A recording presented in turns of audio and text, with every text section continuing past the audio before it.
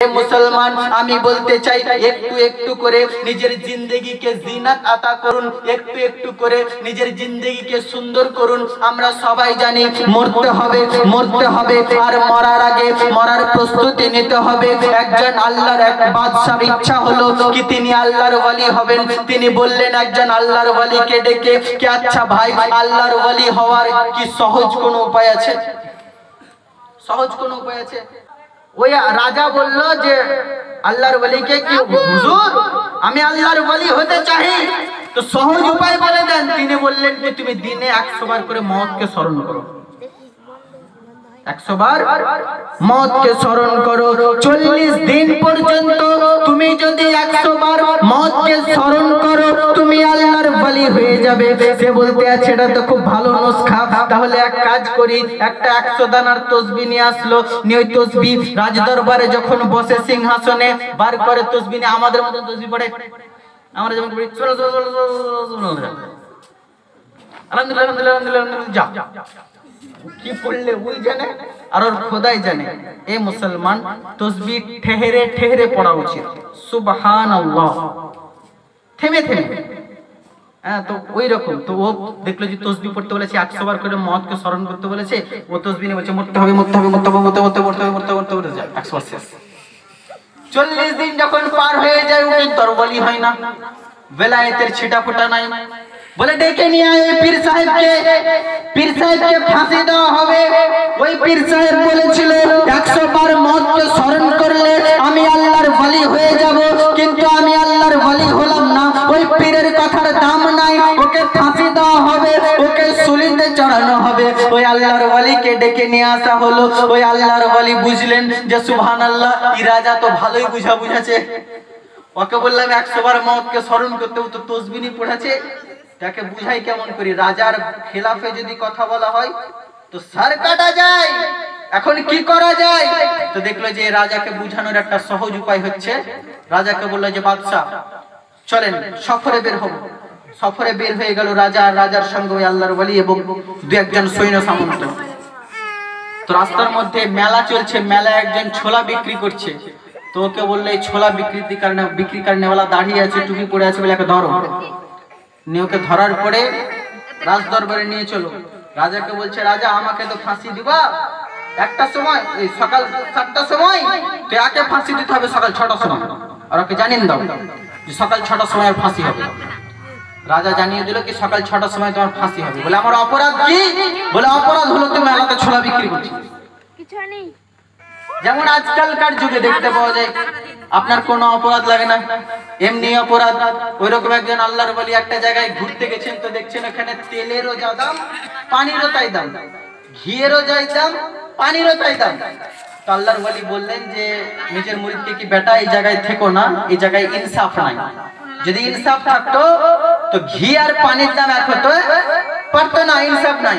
বললো পীর সাহেব আপনাকে আমি মানি মহব্বত করি, ঠিক আছে, কিন্তু এখানে যেহেতু ফল টল ঘিটি সস্তায় কিনতে পাওয়া যায়, এগুলো খেয়ে আমি একটু মোটা তাজা হই। এবার ওই টাইমে একজনের দেওয়াল পড়ে গেছে, দেওয়াল টপকে চুরি করতে গিয়ে দেওয়াল ভেঙে গেছে, চোর মারা গেছে। তোরা গেছে রাজার কাছে কি চোর মারা গেছে বিচার করতেন। তো বলছে কার দেওয়াল ছিল? বলে অমুক জনার দেওয়াল ছিল। বলে ধরে নিয়ে দেয়ালওয়ালাকে, দেয়ালওয়ালাকে ধরে নিয়ে আসা হলো। দেয়ালওয়ালা বলছে যে বলে আমার অপরাধ কি? বলে তোমাকে ফাঁসি দেওয়া হবে। বলে অপরাধটা কি? বলছে আমার অপরাধ কি? তো রাজা বলছে তোর অপরাধ হলো যে তুই দেয়াল দিয়েছিলি, তুই দেয়াল দিতি না, চোর মরতো না, এটাই তোর অপরাধ, তো তোকে ফাঁসি দেওয়া হবে। ও বলছে যে হুজুর আপনারও ভালো করে জেনে লেখা দরকার কি এটা দোষ আমার লয়, আমি বলেছিলাম পানি ঠিকঠাক দিতে, ওরা বেশি পানি ঢেলে দিয়েছে মিস্ত্রিতে। বলে ঠিক আছে ধরে নেই মিস্ত্রিকে। এবার যখন মিস্ত্রিকে ধরে নিয়ে আসা হলো তো মিস্ত্রি বলছে যে হুজুর অপরাধ আমারও লয়, আমি পানি ঠিকই ঢালছিলাম, ওই টাইমে রাস্তা দিয়ে একটা হাতি যে ছিল, হাতি সুর লাগিয়ে দিয়েছে, পানি বেশি পড়ে গেছে। ঠিক আছে তাহলে ধরে নিয়ে হাতির মালিককে।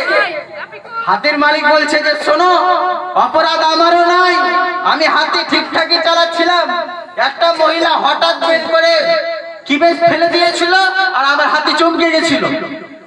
ঠিক আছে ধরে নিয়ে ওই মহিলাকে। ওই মহিলা বলছে যে হুজুর অপরাধ আমারও নাই, আমি বললাম যে খুনে হাতে যাচ্ছে যাবো না, আমার স্বামী জোর করে আমাকে পাঠালেন, ঠিক আছে ধরি না স্বামীকে। তো স্বামী বলছে যে অপরাধ আমারও লয়, আসলে ওর তোড়ার যে পায়ের আওয়াজ, সেই পায়ের আওয়াজে হাতি ভটকে গেছে। বলছে ঠিক আছে তাহলে ধরে নিয়ে এই স্বর্ণকারকে। এবার যখন স্বর্ণকারকে ধরে নিয়ে আসা হলো, স্বর্ণকার বলছে যে স্বর্ণকারকে ফাঁসি দেওয়া হলো। অপরাধটা কি? তা বলছে তুই তোড়াতে ঝুনঝুনি কেন লাগাচ্ছিস, এটাই অপরাধ। এবার দেখছে ফাঁসির কিন্তু দড়ি ওর গলাতে ছাঁটে না, ছাঁটতে যায় খুলে খুলে বেরিয়ে যায়। তো বাদশাহ বললো যে যার গলার সঙ্গে দড়ি ফিট হয়ে যাবে ফাঁসি ওকেই দিতে হবে। এবার ওই পীর সাহেবের ওই মুরিদ মোটা তাজা হওয়া ওয়ারি ফিট হয়ে গেছে, ওকে ধরে নিয়ে আয়। এবার যখন ওকে ফাঁসি দেওয়া হচ্ছে, ও বলছে হুজুর আমি বড় বিপদে পড়েছি, আমার জীবনের শেষ ইচ্ছা আমার পীর সাহেবকে ডাকো। পীর সাহেবকে ডাকা হলো। পীর সাহেব তখন পীর সাহেব বলেন যে শুন, তুই বলবি আমার আগে ফাঁসি দাও, আমি বলবো আমার আগে ফাঁসি দাও, দুজনে বলবো। এবার দুজনে যখন ফাঁসি, আমার আগে ফাঁসি দাও, আমার আগে ফাঁসি দাও। রাজা বলছে যে কি ব্যাপার, জীবনে দেখিনি মরবার লেগে এমনি করে কেউ ছটফট করে, নিশ্চয়ই কোনো কারণ আছে। তো বলছে কি কারণ? তো রাজা বলছে যে কারণ হলো যে যে এখানে ফাঁসিতে মরবে আমি স্বপ্নে দেখেছি ও জান্নাতে যে আপেল খাবে। তো বলছে তোরা কেন আপেল খাবি, তাহলে ফাঁসিটা আমাকেই দিয়ে দে। তো রাজা ভালো বুঝেছে। ও বললো যে না শোনো, তোমার বুঝা ঠিক হয়নি। ওই ছোলাওয়ালাকে ধরা হলো, আপনার জিন্দানে ফেলে দেওয়া হলো, জেলখানায় ফেলে দেওয়ার পরে বলে দেওয়া হলো কাল তোমার ফাঁসি দেওয়া হবে। এবার ওই ঘরের মধ্যে একজন ফাহিশা মহিলাকে ভরে দেওয়া হলো, কি কোনো খারাপ কাজ করিয়ে নাও। সে বলে বোনেরে আমার, কালকে আমার মত হয়ে যাবে, আমার ছোট ছোট বাচ্চা রয়েছে ঘরে, না জানি তাদের কি হবে। দুনিয়ায় ছোলা বিক্রি করতে গিয়েও এদিক সেদিক করেছি, ডালা পাটখারায় কম বেশি করেছি, আল্লাহ মাফ করবেন কিনা জানি না। আমি এই জন্যই কাঁদতে আছি, কোন রকম ভাবে তাকে খারাপ কাজ করানো যায় না, সে কাঁদতেই থাকে। বাদশাহ দরজায় জানালা দিয়ে দেখতে থাকে।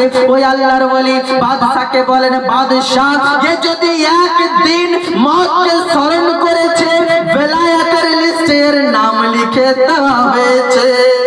তুমি মতকে স্মরণ করার মতো স্মরণ করনি, ওই মরতে হবে এইভাবেই স্মরণ করেছো।